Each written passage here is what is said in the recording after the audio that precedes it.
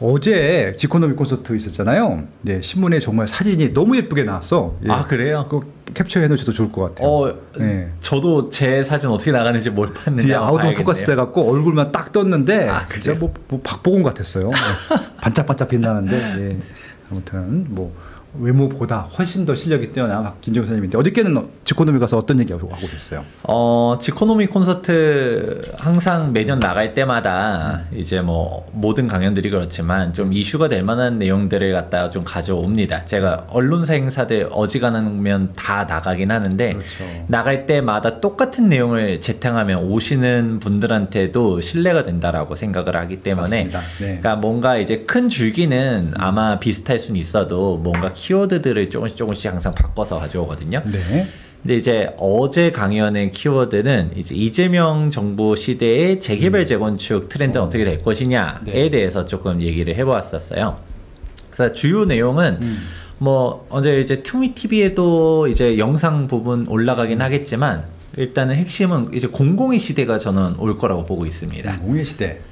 왜냐면 이제 재개발 재건축 활성화를 하겠다라는 게 우리가 이재명 정부와 문재인 정부의 가장 큰 차별점이라고 보거든요. 오. 아무래도 이제 문재인 정부 당시에는 모든 걸 다 규제했잖아요. 그렇죠. 뭐 그냥 다주택자도 규제하고 재개발 재건축도 규제하고 그냥 모든 걸 다 탄압하는 시대였었는데 일단은 이재명 정부는 공급이 부족하다라는 걸 인지하고 있고 그리고 재개발 재건축 활성화를 하겠다라는 사항이 있는데 근데 지금 아직 대책 딱 2개밖에 안 나왔습니다. 네. 627 대책과 710 대책 97. 네. 627 대책과 자꾸 헷갈려. 627 대책과 97 대책 이렇게 두 군데만 나왔는데 그런데 이제 내용들 보았었을 때 사실 627 대책은 제가 봤을 때는 잘 모르고서 헛발질한 게 아닌가라는 생각은 들긴 하지만 일단 재개발 재건축에 대한 규제 사항이 갑자기 끼어 들어왔어요. 이주비랑 중도금 대출 규제가 갑자기 툭 튀어나와서 네. 정비사업 조합들은 이거 정비사업 하란 거냐 마냥 한 거냐 막 이러면서 한탄을 하긴 했지만 이거는 뭐 알고 했다기보다는 그냥 재개발 재건축 규제를 위도했다기보다는 그냥 대출 규제. 대출 규제를 하다가 문재인 정부 때 있었던 규제를 싹 긁어 모으다가 이주비랑 중도금도 같이 있었던 거야 라는 느낌으로 좀 보여지긴 하고요. 일단은 시작부터 재개발 재건축 때리고부터 시작했다. 진이든 아니든. 그리고 97 부동산 대책 같은 경우도 저희가 항상 이제 매월 한 번씩 나오면서 그 달에 있었던 이슈들 얘기하지 않습니까? 이제 97 대책의 가장 큰 키워드는 공급 대책인데 사실 다들 많은 분들이 평가를 하겠지만 공급 대책인데 공급이 없어요. 왜요? 135만 채 있습니까? 딱 135만 채 있잖아요. 왜? 근데 그 135만 채가 네. 그렇죠. 네, 뭐 있다라고는 할 수 있는데, 근데 뭐 별로 실효성 있는 것들이 많지 않고요. 기존에 있었던 거 재탕 삼탕이 대부분이고요. 무엇보다 기존보다도 좀 후퇴하는 게 LH 물량들이 너무 많아요. 그러니까 우리가 기존에 이제 상기 신도시 발표했었던 걸 좀 속도전에 내겠다, 빨리빨리 하겠다, 다 좋은 내용인데, 근데 이거를 갖다가 LH 공급으로 바꾸겠다라는 것이죠. 그러면 뭐 사실 빠숑님한테 딱 물어보면 답이 나올 것 같은데, LH 아파트 선호하시나요? 저요? 네. 공짜로 주면 받지. 공짜로 주면. 네. 그렇죠. 근데 공짜로 안 줄 거 아니야. 그렇죠. 그러니까 그러면 이제 그런 거죠. 똑같은 돈이면 당연히 우리가 민간 아파트를 선호하고, 근데 이제 LH 아파트로 짓는다 하더라도 물론 이제 사람들이 민간 브랜드를 선호한다는 걸 다들 인지하다 보니까 우리가 민간 아파트 즉 도급 공사는 민간에다 맡겨가지고 이제 각자 자이라든지 레미안이라든지 힐스테이트라든지 이런 민간 브랜드 들어올 수 있도록 하겠다라고는 했지만 뭐 건설업계 사람들이랑 얘기하다 보면 바로 얘기 나오는 것 중 하나가 근데 막상 건설사들은 호구가 아니잖아요. 그러니까 뭐 그냥 도급 공사비가 맞아야 들어가는데 네. LH가 진짜 짜게 주기로 유명하거든요. 그러면 일단 들어갈지 안 들어갈지도 의문이지만 들어간다 하더라도 여러분들이 생각하는 것처럼 커뮤니티 빵빵하고 내장재 외장재 멋있게 하고 이런 단지가 나올 수 있을까? 아니면 민간으로 들어가긴 하지만 실질적으로 들어오는 시공사들이 많은 사람들이 선호하지 않는 브랜드이지 않을까 뭐 이런 우려들도 좀 하는 게 현실이긴 합니다. 그런 게 일단은 현재 공급 사항이고, 근데 이제 재개발 재건축에 대한 내용들도 있긴 있었어요. 정비 사업에 대한 활성화 내용들이 있는데, 근데 일단은 국토교통부도 정비사업 관련해서는 이것저것 디테일하게 신경 쓴 게 있다라고는 전 생각합니다. 그러니까 제가 보았었을 때 좀 깨알 같은 포인트도 있었는데, 근데 역시 좀 우려되는 게 저는 이제 뭐 긍정적인 것보다 부정적인 게 먼저 보여지는데, 크게 두 가지가 있었어요. 네. 이제 97 대책 비하인드. 오늘 영상은 딱 이렇게 얘기해도 되겠다. 97 대책 비하인드로 보게 되면 네. 정비사업 얘기해서 우리가 97 대책에서 많은 사람들이 얘기했었을 텐데, 정비사업에서만 포커스를 놓고 보게 되면 크게 두 가지 우려점이 하나 보였어요. 우선 첫 번째로는 소셜믹스 강제화에 대한 사항이 첫 번째로 있었었고요. 그렇죠. 예. 이게 어떤 내용이냐면, 우리가 관리처분 인가 받기 전에 임대주택 동호수 추첨을 먼저 하지 않으면 이제 인가를 안 내주겠다라고 한 거예요. 그러니까 저기 국토부 얘기예요? 서울시 얘기예요? 국토부 얘기예요. 국토부 얘기죠. 예, 네, 인가를 안 내주겠다라는 거를 서울시가 얘기할 수 있는 거는 그렇죠. 아니죠. 예. 오히려 서울시는 이틀 전에 예.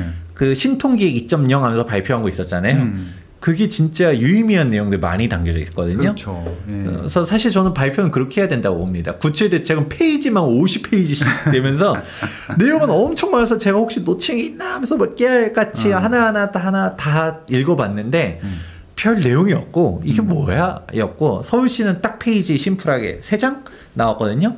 근데 그 3페이지 자체가 다 하나하나가 주옥 같은 내용들이에요. 그래서 서울시는 진짜 정비사업 활성화에 진심인 것 같다라는 생각이 이번 신통기획 2.0에서 보여줬었고, 어제 오세훈 시장 봤어요? 저는 직접 못 봤습니다. 오전에 안 그래도 만나서 그 김윤덕 장관님? 김윤덕 장관님이랑 오세훈 시장님이랑 직접 대면한 거는 처음이라고 하더라고요. 그렇구나. 어제 행사에서. 네. 그러면서 오세훈 시장이 약간 김윤덕 장관을 돌려가기 했대요. 현장에서? 네. 오. 저도 뭐 제가 직접 들은 건 아닌데 네. 이제 기자님이 그 얘기 하더라고요. 네. 오 시장이, 아니 우리 장관님 지금 부동산 시장이 이렇게 뭐 막 뛰고 있는데 여기서 그냥 웃기만 하실 때가 아닌 것 같아요. 뭐 제가 직접적인 워딩은 모르겠지만 이제 그런 취지로 얘기했다라고 얘기를 하더라고요. 근데 뭐 김 장관님은 그냥 허허허허 그냥 웃었다라고 하던데, 근데 아무튼 간에 이제 다시 돌아왔으면 네. 이제 97 대책 자체에서는 이제 그 아까 말한 소셜믹스 얘기가 왜 문제가 되냐면, 사실 지금 소셜믹스가 서울시에서 사실 문제를 많이 키우고는 있어요. 그래서 오세훈 서울시장도 이제 신통기획 2.0 너무 좋은데 이놈의 소셜믹스를 강제하다 보니까 주민들이 못 받아들이는 사업장들이 되게 많거든요. 뭐 이런 것들은 좀 개선해 줬으면 좋겠다라는 생각은 제가 하긴 하지만, 그런데 우리가 97 대책에서 저는 진짜 깜짝 놀랐던 게, 대치 구마을 재건축에서 그 소셜믹스 반대하고 그냥 우리 과태료 내면서 그냥 가겠습니다라고 한 곳이 있었잖아요. 그렇죠. 그러니까 딱 그 사례를 본 것 같아요. 그동안은 국토부는 뒷짐지고서 쫙 서울시가 소셜믹스를 성역화하면서 소셜믹스 해야 됩니다라고 해왔는데, 근데 보니까 서울시가 저렇게 해라고 한다 하더라도 싫은데 대체 하면서 이제 가버리면 나 할 수 있는 게 과태료 내놔 20억 뭐 이거밖에 없잖아요. 뭐 이러니까 국토부가 곰곰이 생각해 보니까 애초에 소셜믹스를 먼저 하지 않으면 관리처분 인가 자체를 안 내줘야겠다라는 생각을 한 것 같아요. 그래서 97 대책에서 그런 내용 나오는 거 보고서 와, 이거는 정비사업 조합들이 어떻게 나갈 수 있을까라는 생각들이 좀 들었고요. 실무적으로도 좀 이상해요. 우리가 동호수 추첨을 보통 언제 하냐면 관리처분 인가 받고요. 그렇죠. 바로. 그 다음에 2주 철거도 다 끝난 다음에 그렇죠. 착공 후에 동호수 추첨하는 경우가 일반적이에요. 그렇죠.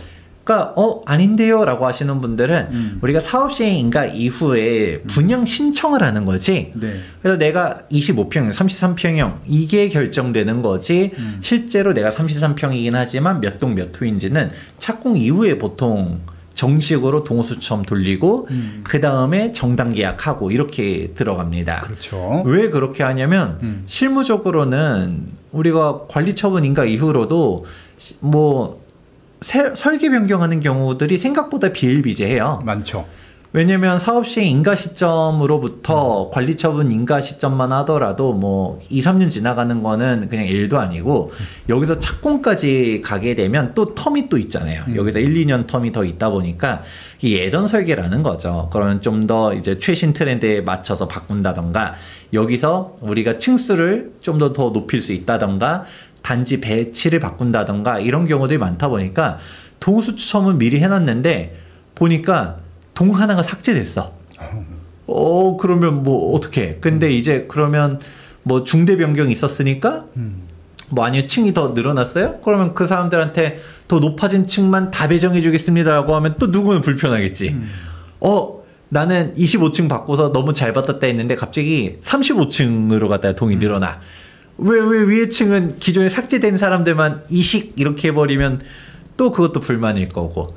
그러니까 보통은 애초에 이거는 착공하면 이제 끝이다 보니까 그냥 착공 이후에 동호수 추첨을 많이들 하는데 그러면 아까 얘기했던 것처럼 소셜믹스 강제화, 관리처분 인가 전에 동호수 추첨이라고 하게 되면 일단 크게 두 가지가 이제 떠오르는 거죠. 첫 번째로는 관리처분 인가를 이제 인허가권으로 갖다 발목 잡는다라고 하게 되면 사람들이 이걸 싫어하겠다. 그러면 관리처분 인가가 빨리빨리 날 수 있을까라는 게 첫 번째고요. 네. 두 번째로는 이제 조합원 물량이랑 임대주택 물량을 먼저 섞어버리겠다는 거거든요. 그래서 사람들이 우리 대치 구마을 재건축에서도 얘기 나왔었던 게 일반 분양이랑 임대주택을 섞겠다 정도가 아니라 조합원 물량이랑도 같이 섞어라. 이것 때문에 뒤집어진 거예요. 그렇죠. 아니 조합원들이 내가 모든 시간과 비용을 다 들이면서 리스크도 다 쥐고 했는데 동호수를 갖다가 좋은 데를 못 가져간다고? 그러니까 이제 뒤집어지는 거잖아요. 네. 그렇다 보니까 이제 막 싸우고 붙고 지지고 우리 대치래. 우리가 잠실주공 5단지에서는 한강뷰 임대 논란 터졌고 맨 앞동에서 석자고 예. 여의도 시범 아파트도 한강뷰 임대 논란 터졌고요. 네. 그리고 하다못해 이제 동부 이촌동에 한강맨션에서도 이제 한강뷰 임대 논란이 터졌는데 근데 여기까지는 저는 그냥 서울시와 조합 간의 싸움이라고만 생각했는데 국토교통부가 가만히 있다가 이제 숟가락 하나 또 얹는 거죠. 야 이거 못 빠져나가게 해야겠다. 관리처분 인가도 안 내주겠다라고 한 게 일단은 정말 큰 문제라고 보여지는데 한강민션은 받았어 또 그 카드를. 그러니까 이제 하도 시달리니까 그냥 빨리 속도를 택한 것 같더라고요. 그러니까 이것도 여담인데 조합분들이랑 얘기를 많이 해요. 네. 얘기하면 딜레마에 빠져 있어요. 우선 싸워야 될 것 같긴 한데 싸우자니 네. 지금 오세훈 시장 임기가 2026년도 6월 달까지거든요. 네. 근데 이제 정확하게는 지금 연속으로는 이제 3선, 누적으로는 5선인데 이게 3선이든 5선이든 이번에 연임을 성공할 수 있느냐 없느냐가 모두 다 관건이에요. 일단은 재개발 재건축 조합 입장에서 오세훈 서울시장 하는 거를 보게 되면 이런 소셜 믹스니 뭐니 마음에는 안 들어요. 네. 마음에는 안 들고 조합원들도 불만이 많고 싸우고 싶은데 네. 근데 이게 울며 겨자 먹기로 받아들이는 이유 중 하나가 이게 오세훈 시장 다음이 더 걱정되지. 더 걱정되는 거예요. 네. 그러니까 지금 뭐 알만한 사람들은 다 아는 내용이긴 하지만 네. 이제 민주당 내에서는 이재명 대통령 이후가 없어요. 네. 여기서 말한 이유가 없다라는 얘기가 그 다음 타자가 없다는 얘기예요. 없죠. 그러니까 예. 명확하게 이재명 다음에 대통령감이 누구다라는 사람이 없다 보니까 지금 다들 생각하는 게 다음 서울시장을 민주당 내에서 콧방귀 좀 낀다는 사람들은 다 노리고 있어요. 그러니까 지금 박주민 나왔죠. 이야기 나오고 있고 추미애 이야기 나오고 있고 추미애는 경기도지사 가는 것 같은데? 그래요? 네. 그럼 뭐 경기도지사로 갈지 어떨지 모르겠지만 아무튼 뭐 그 얘기 나왔었고 뭐 조국도 얘기 나오고 있고 뭐 네. 이런 식으로 나오면서 조금 부산 가는 거 아니야? 부산? 그래요? 뭐 아무튼 어떻게 될지 네. 모르겠지만 다들 뭐 노리고 있는 거예요. 근데 제가 그분들이 좋다 나쁘다 평가를 하는 게 아니라 네.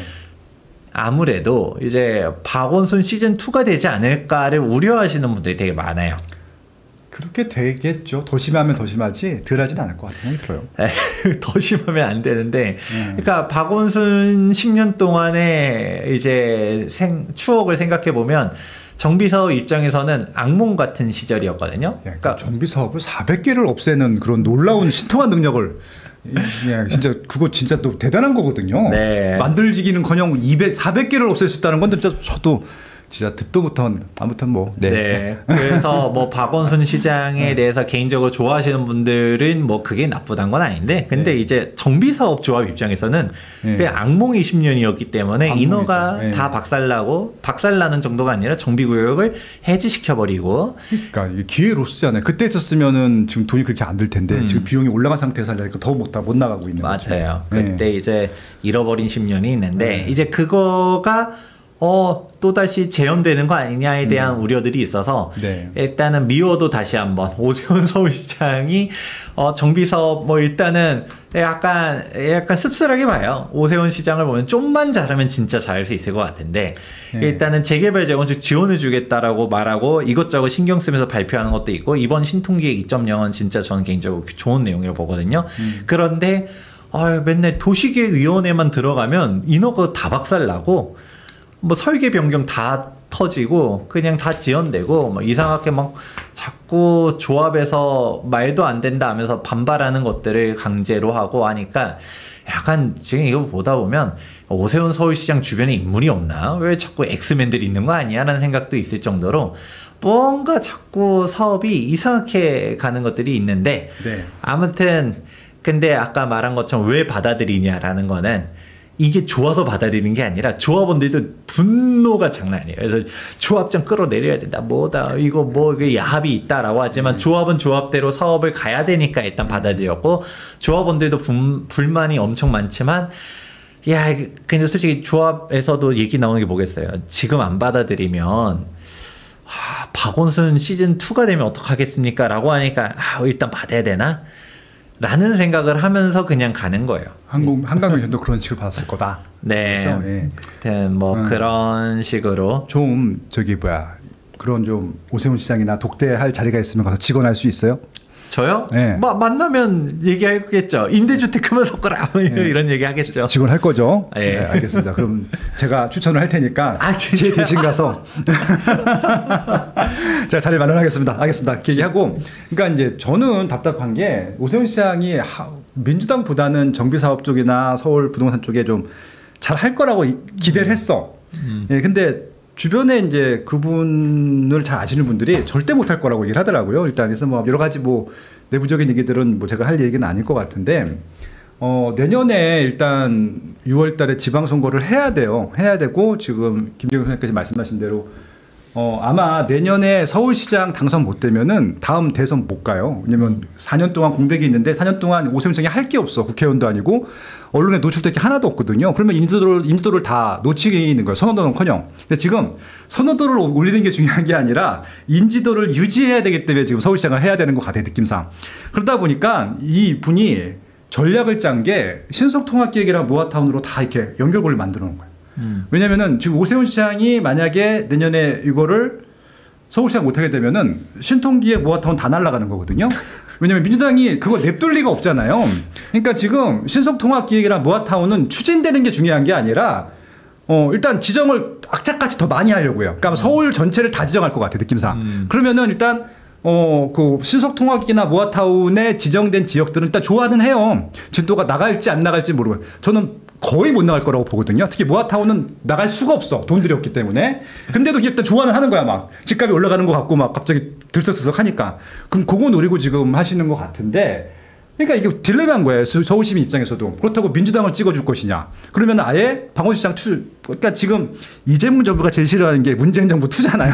그 얘기 듣는 거 싫을 텐데, 민주당 후보가 누가 나오든지 간에, 박준기 나오든 누가 나오든지 간에 박원순 시장 투가 될 거거든요. 보나마나. 이건 뭐 거의 뭐 확정이 돼. 근데 오세훈 시장이 지금까지 5선, 지금 4선을 하는 동안에 해놓은 게 아무것도 없어요.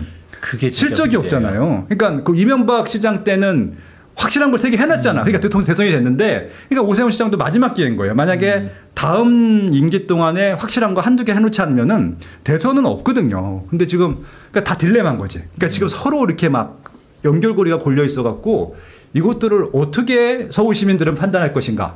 민주당은 어떻게 저 오세훈 시장이 지정해낸 연결고리를 깰 것인가. 그러니까 지금 박주민이 계속 공격하잖아요.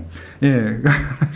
아빠도 뻔하지 왜 공격하는지. 근데 오세훈 시장은 또 계속 또 바빠치고 있는데 결국은 우리 그들의 선거 노름에 부동산 문제가 그냥 다 걸려 있고 아마 다 선의의 피해자가 될 것 같아서 이게 누굴 뽑아도 다 피해자거든요. 그래서 좀 개인적으로 좀 안타까워서 저도 여기서 뭐라고 코멘트를 해야 될지 모르겠어요. 각자 도생. 우리가 우리끼리 살아남자. 그 얘기밖에 할 게 없을 것 같더라고요. 그래서 정비사업 조합들도 다들 그냥 생각하는 게 그러니까 이게 좋아서 받아들이는 게 아니라 그러니까 이게 딜레마인 거예요. 오히려 오세훈 서울시장이 이제 연임에 성공을 했어요. 그러면 오히려 좀 싸울 수도 있어. 한강비 임대 싫어하면서 싸울 수도 있을 텐데 이게 지금 시점에서 이걸 싸우자니 그러면 인허가 안 되고 만에 하나 이제 만약에 제2의 오세훈 시장 낸다. 그러면 인허가 안 받아놨었으면 이제 또 그냥 바로 최소 4년. 맞아요. 혹시 플러스 8년이 될지 어떨지 모르는 상황이 되다 보니까 일단은 받자 쪽으로 움직여지게 되는 거고요. 그러니까 그게 좀 딜레마인 상황. 근데 이제 이거를 갖다가 97 대책에서 가지고 국토교통부는 그냥 뒤에서 구경이나 하고 있을 것이지 보니까 야 이거 관리처분 인가를 받기 전에 무조건 소셜믹스 강제해야겠다 라는 식으로 가면서 그러다가 뭐 만에 하나 아까 얘기했던 것처럼 조합에서 받아들이고 못 받아들이고를 떠나서도 뭐 나중에 받아들였어. 가다가 뭐 설계가 바뀌었어. 근데 이미 동호수 임대주택은 찍어놨어. 그럼 어떻게 할 거야? 이게 실무적인 것도 아무 생각 없이 한 것 같아서 일단 그런 게 조금 97 대책에서 뭔가 재개발 재건축을 좀 잘 알고 한 거냐라는 생각이 하나 있었고 또 다른 거는 이제 그것도 있어요. 이제 뭐가 하나 또 걸렸냐면 세입자에 대한 지원을 활성화하겠다라는 사항이 하나 있었거든요. 그게 뭔 내용이었었냐면 세입자에 대한 보상은 원칙적으로 재개발만 있습니다. 이제 재개발은 원래 태생 자체가 원래 이제 공익적인 측면들이 되게 컸었다 보니까 재개발은 세입자에 대한 보상들 이주비나 아니면 하다못해 임대주택이나 이런 사항들이 있는데 재건축은 그런 게 없거든요. 근데 재건축 세입자에 대해서도 보상을 주도록 하겠다라는 내용이 이번에 등장했어요. 그런데 이제 뭐 그거를 그럼 누구 돈으로 하는 거야? 라는 게 일단은 첫 번째인 거고 그렇죠. 결국 조합 부담 커지는 거 아니냐? 근데 뭐 처음에 그런 식으로만 얘기 나왔는데 일단은 국토부에서 이 조합에다 부담 주는 거 아니다. 뭐 우리가 뭐 금융 지원 뭐 이런 거 얘기하는 거다라는 식으로 말을 하는데 일단은 끝까지 가봐야겠죠. 일단 그런 게 하나 있었고 재개발 같은 경우도 원래는 이제 기준이 전에 있었던 세입자들만 보상해 주는 거거든요. 근데 그 이후도 뭔가 해주는 것처럼 얘기가 나와요. 이거 뭐가 되는 거지? 원칙이 없네? 라는 얘기들이 일단 나오는 게 있어서 왜냐면 임대주택을 갖다가 주겠다 했거든요. 원래 원칙적으로는 그 정비구역 지정 전부터 있었던 세입자가 계속적으로 있었다. 그럼 임대주택을 주는 건데 근데 물론 전제 조건이 있습니다. 임대주택이 남는다라는 전제하에 남는 임대주택에 대해서 뭐 세입자들 들어갈 수 있게 해주겠다라고 한 거예요. 근데 저는 이건 진짜 큰 문제라고 생각합니다. 뭐냐면 뭐 정비구역 지정 전부터 있었던 사람들은 선의의 피해자잖아요. 그렇죠. 난 그 동네 그냥 뭐 하다못해 딱 몇 달 전에 들어왔다 하더라도 난 모르고서 들어왔어. 그런데 갑자기 재개발이 됐어. 그러고서 솔직히 또 전 보상해줘도 된다고 생각합니다. 왜냐면 재개발 정비구역 지정되고도 실제 이주 철거까지 10년, 20년이 지나가기 때문에 그러면 그 정도 버텼었으면 사실 줘도 된다고 보는데 그런데 아무튼 이사비든 이주비든 아니면 임대주택이든 주는 것까지는 오케이. 근데 그 이후에 들어온 사람들도 임대주택을 준다라고 하면 알고 들어오는 거잖아요. 그러면 이거 알박기가 될 수 있는 거죠. 사실상 이거야말로 그 옛날 옛적에 딱지라고 부르는 것처럼 임대주택 입주 권한이 생기는 거야. 그러면 지금 임대주택 막말로 한강뷰 임대 누가 들어가냐고 뭐 사람들 그 특혜 아니냐라고도 말하는데 그럼 빨리 들어가는 거죠. 지금부터 이제 성수 전략정비구역 한강뷰에 있는데 딱 세입자 들어가고서 자 버티다 보면 국토부가 임대주택 주겠죠라고 하면 근데 이게 공익적으로도 전혀 안 맞는 거예요. 원래 임대주택이라는 게 원래 선의의 피해자인 사람들, 원주민 이런 사람들은 임대주택 주고 나머지는 우리가 임대주택 받아가지고 이제 우리가 진짜 서민들을 위해서 공급 뭐 이런 식인 건데 제가 임대주택 자체가 나쁘다는 얘기는 아니지만 근데 이거를 갖다가 기준을 이후에 들어간 세입자들도 대상이라고 하게 되면 어디까지가 대상인지가 알 수가 없는 거예요. 그럼 임대주택이 총 500세대가 있어요. 300세대가 있어요.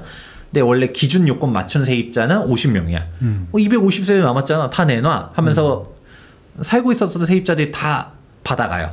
그러면 진짜 외부에서는 이제 못 들어오는 거잖아요. 네. 그러면 분명 이 세입자 권한 가지고서도 우리가 딱지 사고 팔았던 것처럼 임대주택 입주 권한 가지고서도 야 우리 성수동에 임대 들어갈 수 있는 권한입니다 하면서 또 뭐 거래되지 않을까라는 우려도 있고 또 이게 기준이 없게 되면 세입자들이 얼마나 많아요. 임대주택 세대수가 예를 들어 아까 말했던 300세대, 500세대다라고 하게 되었을 때 조건 맞는 세입자 50명은 오케이라고 한다 하더라도 나머지 세입자들 중에서는 그 세입자 총 합이 더 많을 텐데 나는 기준이 떨어졌어. 그러면 뭐 선착순이야? 그러니까 뭐가 있어야 될 거 아니에요. 그러면 그것 때문에 못 받는 세입자들은 아예 나는 처음부터 정비구역 지정 전부터 안 살았으니까 안 돼라고 하면 이해라도 할 텐데 그냥 남으면 준대라고 하는데 야 나보다 뭐 해봤자 꼴랑 6개월밖에 먼저 안 온 애는 받아갔어. 근데 나는 안 줘. 네. 그럼 나도 내놔 하면서 싸우지 않을까요? 그러니까 이게 오히려 정비사업조합들 혼란을 더 키울 수 있지 않나라는 우려들도 있는 거예요. 그래서 이번에 구체 대책을 보면서 느낀 게 이게 재개발 재건축 활성화를 하겠다는 건가 말겠다는 건가라는 사항이 좀 있고요. 네. 그리고 제일 마지막으로 놀라웠던 거는 그게 이제 지코노미 콘서트에서 좀 메인으로 해가지고 좀 얘기했던 게 네. 이제 도심복합 2.0을 발표했어요. 네, 맞습니다. 전 그거 보고 깜짝 놀랐어요. 아니 우리가 오히려 빠숑님한테 한번 제가 질문 드려볼게요. 네. 정식 보도 자료에서 2.0도 아니고 시즌2라고 했어요. 시즌2. 도심 공공주택 복합사업 시즌2. 아니 정식 보도 자료에 시즌2라는 표현 쓰는 거 본 적 있으세요? 뭐 쓸 수 있지 뭐. 예. 예. 그러니까 보통 예. 우리가 그러니까 뭐 문재인 시즌 2예요. 예. 뭐요 이런 얘기는 예. 그러니까 업계에서 그냥 뭐 편안하게 말하는 그렇죠, 거지. 그렇죠. 공식 보도자료 시즌 2라는 얘기는 제가 처음 보는 것 같은데 일단 제 기억으로는. 네. 근데 그걸 떠나서도 시즌 2라고까지 하면서 도심복합 사업을 다시 가져오겠다는 얘기를 보면서 전 진짜 공포에 떨었습니다. 왜냐면 도심복합 사업이 뭔지 잘 아시는 분들은 이게 진짜 장난 아닌 사업이거든요. 주민들이 진짜 싫어해요. 그러면 앞으로 이게 뭐가 문제가 될 수 있느냐? 이제 지금 현재 재개발 재건축 추진하고 있는 곳들이 있잖아요. 네. 이미 신통이든 뭐든 그냥 재개발 지정돼서 가고 있어. 우린 재건축 움직이고 있어. 그러면 상관없는데 앞으로 가려고 하는 곳들에게 원래 이제 이재명 정부랑 문재인 정부의 가장 큰 차이점이 재개발 재건축 지원이라는 얘기가 있다는 얘기 했었잖아요. 네네. 근데 재개발 재건축 지원을 하긴 하는데 사실 공공의 이익과 부합했었을 때 지원해 주겠다라고 공약집이 있었어요. 그렇죠. 그러면 네. 그게 뭘까? 저는 처음에 1차원적으로는 임대주택이라든지 기부채나 더 걷는 쪽으로 가겠다라고만 생각했었는데 지금 와서 다시 생각해보면 도심복합 사업으로 가야지만 지원해 준다는 건가? 라는 생각도 드는 거예요. 그러면 민간 재개발 재건축 중에서 사업성 떨어져가지고 잘 못 가는 데들 많잖아요. 이런 곳들에다가 인센티브 팍팍팍팍 주면서 가는 게 아니라 우리가 용적률 인센티브를 줄 건데 네. 도심복합 사업으로 가야 줄 거야. 종상향 시켜줄게. 도심복합 사업으로 와. 이런 쪽으로 갈 수 있다. 그러면 도심복합 사업을 여러분들이 원하나 안 원하나만 생각해 보면 되는데 우리가 민간 재개발은 당연히 조합 방식으로 가는 거고요. 네. 그 전에 56 부동산 대책, 84 부동산 대책, 공공 재개발 재건축은 이것도 역시 도시 및 주거환경정비법에 의해서 움직이는 걸 떠나서도 이제 LH랑 조합이랑 공동시행자 방식으로 와요. 근데 이사 대책의 도심복합 사업은 그냥 LH 혼자서 그냥 가는 겁니다. 네. 조합은 해산돼요. 조합은 해산되고서 그냥 뭐 LH가 단독으로 시행하는 거거든요. 네. 법도 달라요. 우리가 공공주택 특별법으로 움직이기 때문에 이건 상기 신도시 수용할 때 쓰던 법이 그렇죠. 이거를 도심복합 사업으로 가요. 그렇다 보니까 딱 지금 여기 온라인. 그러니까 온라인에서 이번에 주제해 네. 준 거잖아요. 이거 진짜 지금 말씀하시는 것들 도심공사 용어도 잘 모르시겠고 이게 무슨 얘기인지 모르시는 분들은 온라인 구호입니다. 김정은 선생님이 너무 대학 논문, 대학 또 뭐야 박사 논문 수준으로 다 써주셨거든요. 그래서 이거 두 번째 카테고리에 있어요. 그래서 이거 꼭 보시면 좋겠습니다. 너무 좋아. 예, 그 부분입니다. 네. 지금 계속 말씀하시면 제가 이 도심복합 사업에 관심이 많은 게 제 석사 논문 주제가 도심복합 사업이에요. 그러니까 석사 논문 대상 받았죠, 대상. 예, 네, 대상 받았단 말이에요. 최우수 논문상 그때 받았었는데, 근데 이제 이거를 갖다 시즌 2라고까지 하면서 다시 가져온다고 하니까. 네. 야, 그때 당시에 논문 주제는 이제 현금 청산 논란들 이걸로 갖다 쓰긴 했지만 이게 우리가 분양 자격을 떠나서도 구조적으로 공공사업이 그렇게 잘 되기가 쉽지가 않아요. 그렇습니다. 이제 그런 내용들이 이번에 온라인 이제 9호로에다가 이제 넣어놨으니까요. 네, 밑에 구매 링크 있어요. 네, 이거 한번 보시면 좋을 것 같고요. 네. 그래서 제가 얘기를 이걸 다 길게 하긴 어렵지만 사실 가장 큰 핵심은 우리가 현 정부가 재개발 재건축 활성화를 하겠다라고는 했지만 진짜 잘할 것인가에 대해서는 위화감이 조금 있다라는 얘기를 해드리는 거예요. 뭐냐면 제가 그래서 처음에 현 정부는 재개발 재건축 할 수는 있겠지만 공공의 시대로 가는 것 같다라는 얘기 했잖아요. 네. 공공 재개발, 공공 재건축, 도심 복합 사업 이런 쪽으로 하면서 이제 지원할 것 같다 보니까 그러니까 실질적으로는 이게 여러분들께서 원하는 사업인가라는 거는 곰곰이 잘 생각해 보실 필요가 있어요. 그러니까 지금 우리가 뭐 예를 들어서 재건축 대지분이 뭐 낮고 사업성이 안 나와서 우리 어떻게 해야 될까요? 라고 하는데 갑자기 정부가 야 우리 도심복합 사업으로 갑시다 라고 하면 주민들이 환영할 것인가. 네. 그리고 사실 우리가 문재인 정부 당시를 생각해 보면 2사 대책 처음 발표할 때는 5.6 부동산 대책 공공재개발처럼 공모 방식으로 하려 했었어요. 공모 방식으로 해서 주민들이 이제 입안 제한하는 곳들 대상으로 해서 선정하려고 했는데 아무도 안 원하는 거야. 네. 아무도 그걸 안 하려고 해. 그러니까 어떤 식으로 왔냐면 이제 바텀업이 아니라 탑다운으로 내려옵니다. 네. 구청 보고 야 너네 현장들 중에서 도심복합 사업 할 만한 데를 추천해줘. 그럼 구청에서 이제 올렸겠죠? 그렇죠. 그것 중에서 이제 선정을 해버린 거예요. 그러니까 주민들이 야 우리 거품 물고서 도심복합 사업 해제하라 하면서 막 이제 싸우고 동의율 안 나오고 이게 윤석열 정부 들어가면서 그래도 뭐 원하는 데들 가는 거는 문제가 아니잖아요. 그렇죠. 주민들도 이제 동의율 나와서 가요. 그런 데들은 가지만 반대가 심한 데들은 해제했어요. 이제 그 출구 전략이 열린 거죠. 근데 다시금 이제 이재명 정부에서 반강제적으로 또 다시 막 지정을 한다. 어디 뭐 사업성 안 나온 주공 아파트한테 도심복합 사업으로 갑시다. 그걸 주민들 의견도 없이 이렇게 하면 이게 또 다른 혼란이 되지 않을까라는 생각도 좀 들고 네. 그리고 지금 현재 공공사업 자체가 구조적으로 잘 가기가 어려워요. 네. 이해관계가 다르거든요. 네. 왜냐하면 민간조합 같은 경우는 주민들이 주인이잖아요. 그렇죠. 뭐 이제 그렇다 보니까 조합 입장에서 어떻게 해야 될까요?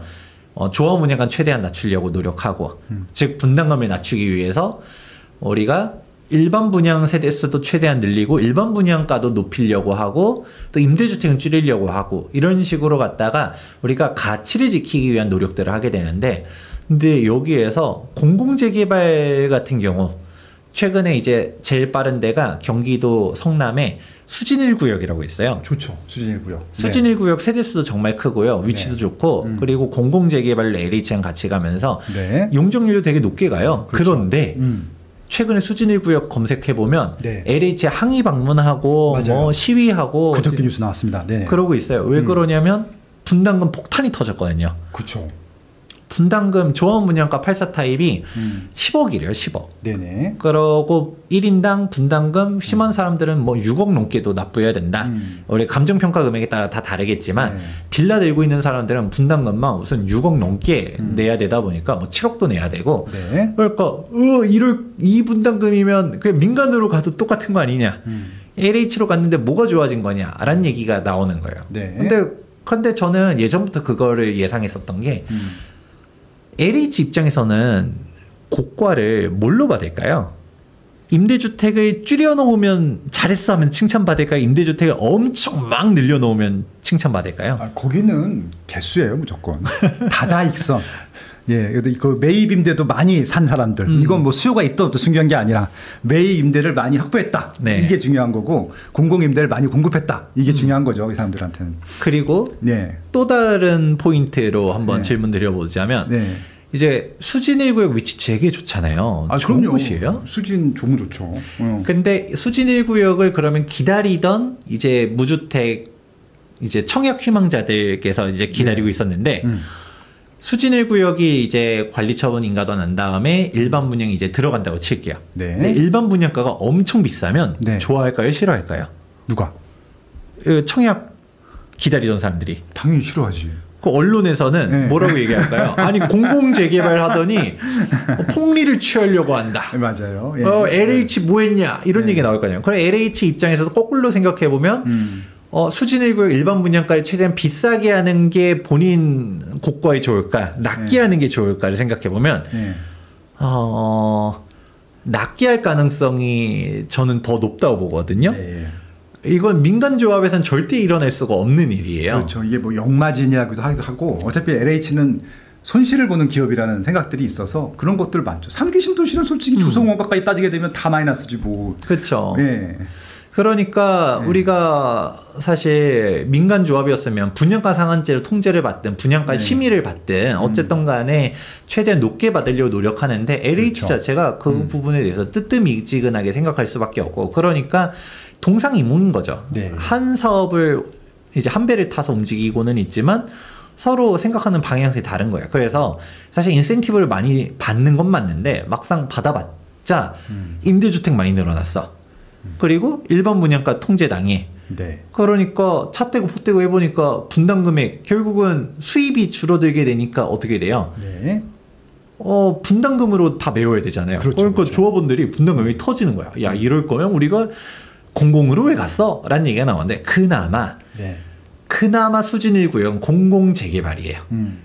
그러니까 정확하게는 5, 6 부동산 대책의 공공 재개발로 가니까 정비 사업 방식이에요. 네. 조합이 있어요. 근데 도심복합 사업으로 가면 조합은 없어요.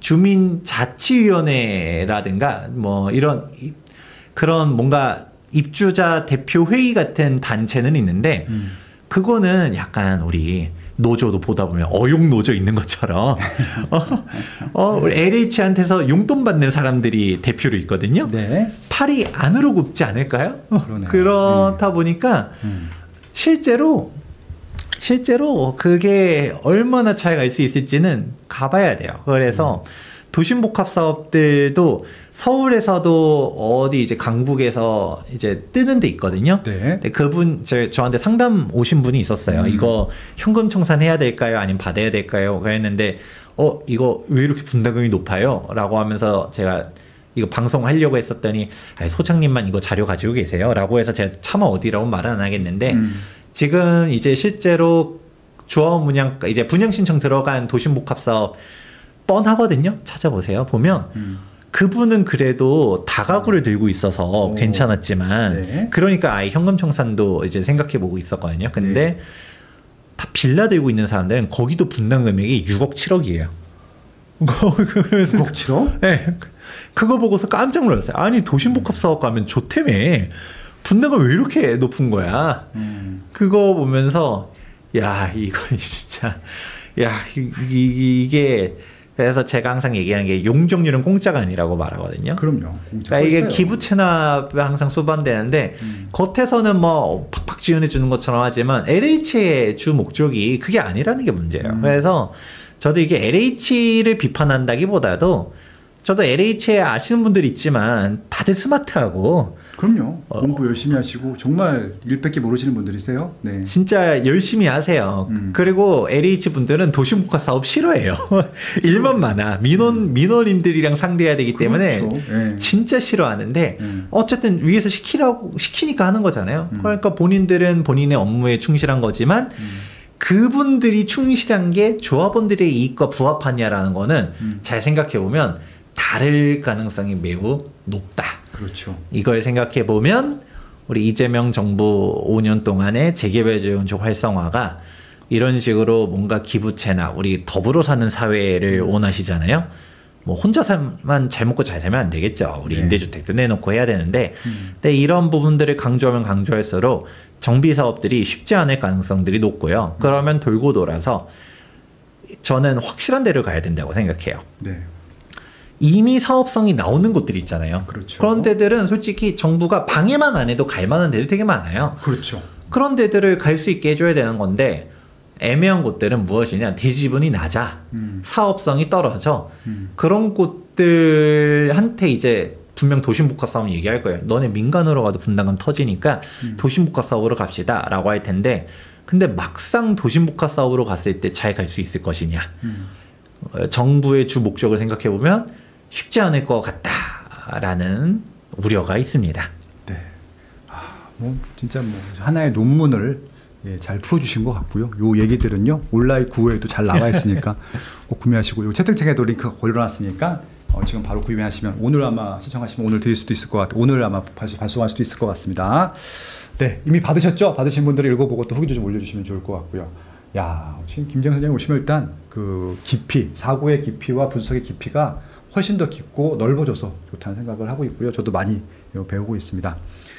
지금 우려하는 것들이 뭔지 아시겠죠? 그러니까 지금 공급 부족이라고 하는 이슈는 이제 다 공감하는 이슈입니다. 제도권도 그렇고 공공도 그렇고 민간도 그렇고 여러분도 다 인지하는 것들인데, 그래서 빠르고 좀 더 많은 물량들을 공급하기를 바라면서 뭐 엊그저께 서울시도 발표를 했고, 그리고 이제 97 대책이라고 하는 이제 그 정부 차원에서 발표를 했는데, 하나하나 뜯어보게 되면은 빠르고 많이가 아니라 그냥 많은 숫자들만 보이고 어떻게 뭐 언제 이 얘기는 하나도 없거든요. 그래서 이 부분들을 우려하는 것들에 대해서 김재영 선생님이 우려를 표하셨던 것 같고요. 그러니까 이분들이 좀 자기들이 포기할 것들은 포기하면서 정말 빠르게 많이 공급하는 것들이 바란다고 하면은 밀어만 주면 되잖아요. 근데 자꾸 뜯어 먹을 것들만 자꾸 고려하면서 자꾸 밀어주려고. 그럼 안 가는 거랑 다를 게 없고 더 어려워질 수도 있는 부분들일 텐데, 그것들이 이렇게 힘든 것 같아요. 그냥 순수하게 밀어만 줘도 되는데, 일단 목적이 여러 가지가 있겠지만 딱 하나만 좀 고르라고 하면은 여러분들 그러니까 이렇게 생각하시면 될 것 같아요. 공급이 우선인지 여러분들의 정권주의가 우선인지 한번 따져보시는 게 맞을 것 같아요. 근데 공급을 열심히 하면요 정권은 함께 따라갈 것 같거든요. 그러니까 부자들 얘기하는 거 있잖아요. 돈을 보고 따라가는 게 아니라 일을 열심히 하다 보니까 돈이 따라왔다, 이런 거잖아요. 그러니까 이제 그때 이명박 그 서울시장이 그냥 열심히 세 개 딱 완성도 해놨더니 대통령이 됐잖아요. 뭐 이명박 그 당시 서울시장에 대한 호불호는 아니었지만 결국 결과물을 보고 뽑아준 것들이잖아요. 그때 뭐 거의 7대3 정도 비율로 압도적인 차로 대통령이 됐었거든요. 결과물을 봤을 거잖아요. 뉴타운이라든지 청계천이라든지 버스 전용 차선이라든지. 그렇게 4년 동안 죽어라고 열심히 하면은 국민들이 다 알아서 뽑아주잖아요. 그 개인적인 선호도는 떠나서. 그러니까 우리도 그런 것들을 보고 객관적인 것들로 좀 뽑아줬으면 좋겠는데, 지금은 그냥 정당 힘싸움만 하고 있어갖고 내년 선거도 누굴 보고 뽑아야 될지 솔직히 걱정이 되긴 해요. 아까 말씀드린 대로 민주당을 뽑아야 될지 국민의힘을 뽑아야 될지 지자체마다 다 이슈가 있겠지만 그런 부분들이 있고, 지금 국토부 장관님은 아마 전북 도지사 나가실 텐데 지금 전북 도지사에 더 관심이 많으신지 국토부 장관에 관심이 많으신지 그것도 좀 제가 여쭤보고 싶기도 하고 계속해서 예, 좀 그렇거든요. 예, 뭐 아무튼 지금 정말 결국 김재훈 소장이나 뭐 저나 개인적인 사석에서 얘기하는 것은 결국 좀 뭐 해야 되느냐. 예, 그냥 여러분들이 알아서 보금자리 마련하시기 바란다는 말씀만 좀 드리고 싶은 것들이고, 이 와중에 그것들을 아시는 분들은 열심히 지금 매수하고 있습니다. 그렇죠? 핫하죠. 부동산 시장 미쳐 돌아가고 있습니다. 예, 요즘 최근에 제일 핫한데 어디 보셨어요? 지금은 결론부터 말씀드리자면 당연히 강남 3구랑 용산구 핫하긴 해요. 네. 근데 여기보다도 더 핫한 게 지금 우리가 이급지들. 그러니까 예를 들면 마포, 성동, 뭐 광진, 동작, 그리고 강동 이런 곳도 있잖아요. 강남 3구랑 용산구 주변에 있는 최근 몇 달 곳들. 동안 꽤 많이 올랐는데도 지금도 핫해요? 여기가 지금 97 대책 이후로 엄청나게 튀고 있습니다. 그럼 한 달도 안 됐는데? 네, 그게 이제 뭐냐면 토지거래 허가구역 이슈가 있어요. 이게 규제 지역 지정하기 전에. 네, 토지거래 허가구역 관련된 영상도 저희 이제 함께 한번 얘기하려고 주제 가져오긴 했는데 네네. 이제 토호제 이것만 얘기하자면 토호제가 지정이 임박했습니다. 그러니까 제가 예언컨대 서울 25개구 그리고 어지간한 경기도권역까지도 싹 묶일 가능성도 있다라고 좀 보고 있거든요. 네. 왜냐면 이것만 봐도 돼요. 우리가 97 부동산 대책에서 토지거래 허가 구역 지정 권한을 국토교통부 장관이 가져가겠다라고 했는데 근데 그 입법 발의한 게 언제였었냐면 9월 5일이었습니다. 그렇죠. 아니 대책 발표도 하기 전에 이미 법률 개정안은 올려버린 거예요. 이거 지금 통과됐어요? 아직 안 됐습니다. 추석 그래서 끝나고 하겠구나. 추석 끝나고 하면 진짜 빠르면 아마 11월. 11월. 아마 12월 정도에는 움직일 것 같은데 그러니까 다들 지방에서 서울로 엄청나게 상경 투자하고 있거든요. 그러니까 지금 재개발, 재건축도 마찬가지지만 그냥 신축 아파트 자체가 지금 앉은 자리에서 그냥 2, 3억 다 뛰었어요. 그러니까 통장 계좌가 안 나오죠. 앨리스님이 중개업 하잖아요. 그래서 송파구하고 거기 강동구랑 동작구랑 이쪽 많이 하셨는데 계좌가 안 나옵니다. 계좌가. 지금 엄청나게 움직이고 있어서 그래서 지금 가격대들이 아까 말했던 것처럼 일명 한강벨트 뛰는 것뿐만 아니라 지금 서대문구, 동대문구, 이제 성북구 쪽으로 지금 퍼져나가고 있고요. 성북구, 장위? 네, 장위동도 그리고 이제 노원구 쪽도 노원구까지? 이제 그동안 진짜 거래가 안 되던 매물들이 싼 게 하나 둘씩 슬슬 거래가 되고 있어요. 노원구 아파트? 아파트도 그렇고 재개발도 그렇고 상계 뉴타운, 상계 뉴타운, 상계 주공도 그런 식으로 가는 거 보면서 아직 여기는 가격까지 반등이 쫙 이렇게 된 건 아닌데 그렇죠. 아직까지 그렇게 뭐 가격이 많이 오르진 않았어. 바닥이 깔려 있었던 매물들이 이제 거래가 된 거지. 싼 게 이제 거래가 되고 있어요. 빨리 팔려고 했던 매물들이 이제 없어졌다는 얘기죠. 그런 식으로 가기 때문에 여러분들께서도 그러니까 뭐 이제 뭐 앞으로 어떻게 갈까 제도 걱정, 나라 걱정 많으신 건 알겠지만 일단 내 가정의 주거 안정부터 그렇죠. 내 재산 걱정부터 하시면서 지금 부동산 엄청나게 몰려가고 있거든요. 이 얘기도 다음에 좀 더 디테일하게 한번 해보도록 하겠습니다. 알겠습니다. 오늘 원고 없이 그냥 뭐 이런 얘기 저런 얘기 저희 평소 때 했던 얘기 좀 나눴는데 좀 아이디어를 얻으셨으면 좋을 것 같고요. 지금 움직이시는 분들은 그렇게 움직인다는 말씀입니다. 지금 여기를 사라 마라 뭐 이런 얘기 하려고 하는 게 아니라 지금 어찌다 보니까 강남 3구 용산부터 시작했던 이 온기가 노원구면 노도강이잖아요. 노도강 거기까지도 지금 가 있다는 얘기고 상계 뉴타운이라고 하면은 서울시에 있는 뉴타운 중에서는 제일 저렴한 지역이거든요. 거기까지도 지금 수요가 가 있다는 말씀이고요.